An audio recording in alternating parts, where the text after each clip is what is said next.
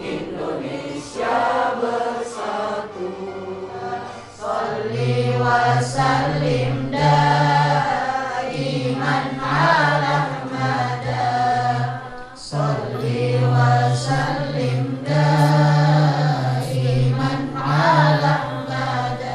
Ulama perempuan Indonesia hadir menjalankan misi tauhid dan risalah Nabi Sallallahu Alaihi Wasallam. Ulama perempuan Indonesia hadir menjalankan misi tauhid dan risalah Nabi Sallallahu Alaihi Wasallam Untuk memanusiakan semua manusia dan menghapuskan segala bentuk kezaliman di muka bumi. untuk memanusiakan semua manusia dan menghapuskan segala bentuk kezaliman. Ulama perempuan dalam definisi KUPI itu tidak melihat pada jenis kelamin, ya, tapi soal perspektif. Ya, jadi ada istilah ideologis, ada istilah biologis perempuannya itu. Nah, yang dipilih oleh KUPI adalah yang ideologis, bukan yang biologis. Jadi siapapun yang punya perspektif untuk melakukan pemberdayaan, untuk memanusiakan semua umat manusia, itulah yang kemudian disebut dengan ulama perempuan.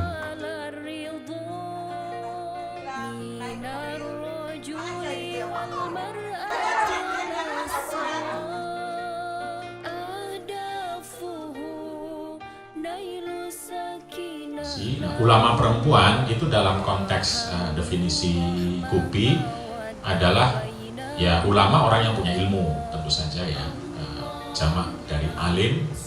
Ulama itu orang alim-alim lah, kira-kira begitu, orang yang punya ilmu. Perempuan di sini menjadi perspektif, bukan jenis kelamin, perspektif, dan artinya nanti bukan juga perspektif perempuan ansih, bukan. Tetapi menyadarkan kepada kita semua bahwa ada pengalaman, ada perspektif yang itu nyata, tapi jarang dimunculkan dalam sebuah ilmu pengetahuan. Maka kita sebut perempuan. Jadi perbedaan manusia berdasarkan kondisi organ kelamin itu yang disebut dengan jenis kelamin. Dari siapa? Ruh dari manusia. Tapi ada lagi nanti perbedaan ya, kalau punya penis maka dia harus gagah, gak boleh nangis, rambutnya boleh pendek, duduknya boleh diangkat kakinya. Nah itu gender. Nama saya Juwita Sartika Sari. Saya Dr. Hajah Mariani SH MAG. Nama saya Dr. Mardia Agustina. Perkenalkan, nama saya Dr. Saifuddin MAG. Nama saya Lena Hanifah. Nama saya adalah Nurul Uyun. Perkenalkan, nama saya Mulyani Rahman, BSc MI RKH. Perkenalkan, saya Rifah. Yang saya dapatkan selama 3 hari ini adalah cara berpikir saya terhadap perempuan. Karena dengan cara yang mubadalah ini, maka perempuan diberi tempat sesuai pada porsinya.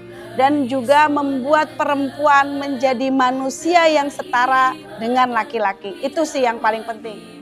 Alhamdulillah saya mendapatkan pengetahuan, pengalaman, pemahaman, dan juga bagaimana peran strategis pemberdayaan perempuan dalam berkontribusi untuk umat. Pertama terkait dengan pemetaan masalah-masalah perempuan yang ada di Kalimantan Selatan. Bagaimana para peserta diajak untuk memetakan masalah yang ada di tingkat komunitasnya masing-masing. Kemudian kami juga dibekali dengan perangkat metodologi, yaitu analisis sosial dari perspektif gender dan juga analisis sosial tentang realitas keulamaan atau realitas ulama perempuan. Wah, banyak sekali. Salah satunya itu ilmu yang jelas, ilmu yang bermanfaat, wawasan yang luas, teman-teman baru, beserta bagaimana cara berpikir kritis dalam menganalisa masalah. Harapan saya tentu saja agar konsep-konsep yang sangat baik ini menjadi lebih tersebar luas dan kemudian diterima dan dipahami oleh masyarakat, sehingga tidak lagi memandang segala sesuatu itu secara konservatif, secara tradisional, tanpa mempertimbangkan kesetaraan, keadilan, dan juga kebaikan bagi tidak hanya seluruh umat manusia, di mana seluruh umat manusia itu ada laki-laki dan perempuan di dalamnya.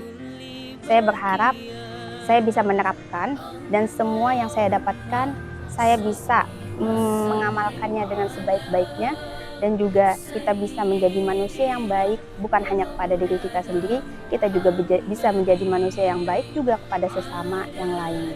Harapannya tentu saya bisa sharing ya terkait pengetahuan ini, terutama mengintegrasikan dalam nanti jalannya perkuliahan gitu. Jadi perspektif baru yang itu penting untuk semua umat manusia, mau itu laki-laki atau perempuan. Jadi mungkin nanti setiap kajian-kajian, bimbingan-bimbingan kepada mahasiswa dan juga di ruang khidmah saya akan melakukan pendekatan gitu ya dengan metode mubadalah ya, seperti itu. Harapan saya adalah saya ingin banyak perempuan, bukan hanya perempuan tetapi para laki-laki juga gitu ya, mengenal lebih jauh terkait konsep kesetaraan gender ini, agar hidup dalam keluarga itu lebih maslahat seperti itu, sehingga tidak ada yang namanya perceraian, tidak ada kegaduhan, hidup akan damai sentosa seperti itu. DKUP mantap dan mengesankan.